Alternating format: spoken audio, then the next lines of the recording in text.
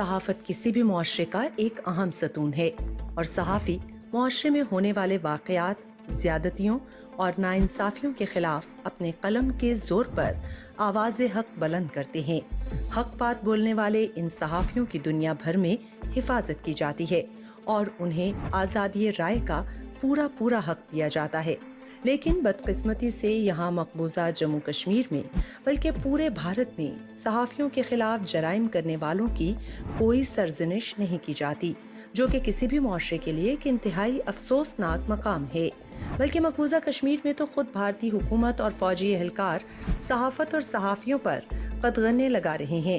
بھارتی حکام صحافیوں اور آن لائن ناقدین کو حکومتی پالیسیوں اور طرز عمل پر تنقید کے لیے تیزی سے نشانہ بنا رہے ہیں، خاص طور پر دہشت گردی اور بغاوت کے قوانین کے تحت ان پر مقدمے چلائے جاتے ہیں۔ کشمیری صحافی اپنی جان کی پرواہ کیے بغیر وہاں کے حالات بتانے کی کوششوں میں لگے رہتے ہیں۔ بھارتی حکومت ہمیشہ کشمیر میں میڈیا کو سختی سے کنٹرول کرنے کی کوشش کرتی ہے۔ جموں کشمیر میں صحافی صحیح معنوں میں تلوار کی دھار پر چل رہے ہیں۔ کشمیر میں جاری بھارتی ریاستی دہشت گردی کے بارے میں کوئی ایسی بات لکھ دینا جو کہ مودی حکومت کی پالیسیوں پر ذرا بھر بھی متصادم ہو تو صحافی کے سمن نکل آتے ہیں۔ One problem is that they are unable to find home for their story. If they find a home for the story, they suffer the consequences with, all those summons and fears of arrest or criminal cases being lodged against them or their family members being harassed. Every time they do a story, a critical story, there are summons, they are summoned to police stations, treated as if they are criminals, subjected to grueling hours of interrogation. And sometimes abused. گزشتہ 3 دہائیوں میں مقبوضہ کشمیر میں درجنوں صحافیوں کو قتل کیا گیا اور اب تک ان کے قاتلوں کا کوئی بھی سراغ نہیں مل سکا۔ Journalism is always a challenging task, and even more so in Kashmir. In the last 30 years particularly, 19 journalists have been killed. And that just shows how dangerous it is working in Kashmir. This is extremely harassing, and particularly if you're writing critically, those journalists are likely to be targeted more and more. And these kind of actions are becoming more and more stringent and even more arbitrary as time goes by.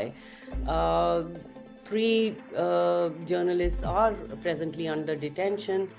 Anti-terror laws have been slapped against them, some others have criminal charges against them, and some are arrested under PSA and without bail.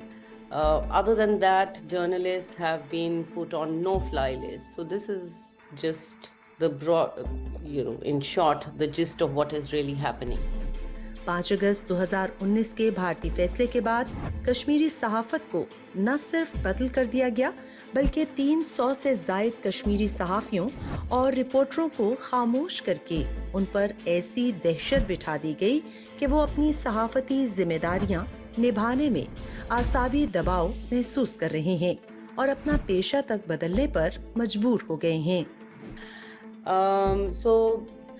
Many of them have lost jobs or they have quit and opted for different professions. I heard of a senior journalist who was actually, who took up a job as a caterer, a food, he was doing catering for a restaurant. مقبوضہ کشمیر میں جمہوریت کی روح سمجھے جانے والے آزادی اظہار رائے کو مختلف ہیلوں اور بہانوں کے تحت قدغنوں کا شکار بنایا جا رہا ہے۔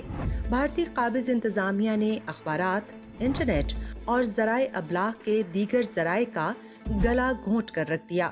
یہاں دستور زباں بندی ہے۔ جمہوریت کے علمبرداروں نے اس عمارت کے چوتھے ستون کو ملیا میٹ کر کے رکھ دیا۔ اب یہ پوری دنیا کی صحافتی برادری اور انسانی حقوق کی عالمی تنظیموں کے لیے ضروری ہے کہ وہ مقبوضہ کشمیر میں آزادی صحافت کے لیے اپنا بھرپور کردار ادا کریں۔